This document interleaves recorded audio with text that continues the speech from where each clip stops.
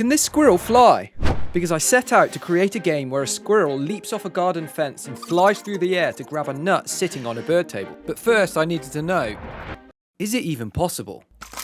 Right, time to find out. So I started by looking at real squirrels. When there's food at stake, nothing will get in their way. They'll take huge risks and jump massive gaps, just to get their greedy paws on these. This is Steve, he's our nutty friend. So here's the idea. The squirrel will sit on a garden fence and then jump towards the nut that sits on a bird table. But now we need to turn this into a real game. So I added a grass base and now everything's connected. And after printing it out along with some cards I made, we're ready to test the gameplay. Here's how to play the game. Each player takes it in turns to turn a card over. This tells them how many times to press this sign that says no squirrels allowed. If the squirrel doesn't jump, it's the next player's turn. The players don't know when the squirrel's going to jump, but then suddenly, the squirrel takes a giant leap towards the nut.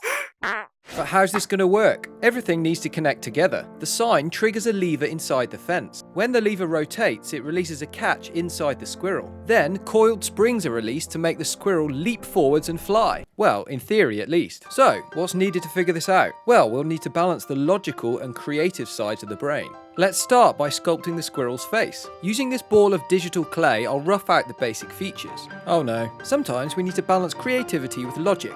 So by focusing on both of those, I was able to start making some real progress. And eventually I ended up with this, which I think looks pretty good, but at the moment it feels like a hollow achievement. So I geared up for some engineering, because I needed to work out how the mechanisms will all work together. As the lever rotates, it releases a catch inside the squirrel. This unleashes the back legs, front legs and tail all at the same time. So piece by piece, the puzzle is starting to come together. And it was finally ready to 3D print. But will the base fit on the printer? Yes. Just, which allowed me to press print, sit back, relax and watch it successfully print. So I went back into the settings and carefully adjusted them, which seemed to work, enabling me to feel confident printing the rest of the parts in their specific colours. And by grouping the parts together I can save lots of time, keeping me on track to have all of the parts ready for assembly. And as I was assembling the parts I started to wonder what the chances were of it working first time. Here we go. Oh, let's try again. And again. And again. To solve this, we'll start with the jump. I wanted to make every part 3D printable, even the springs, to be able to go from this to this. This enables the back legs to wind up and then snap forwards.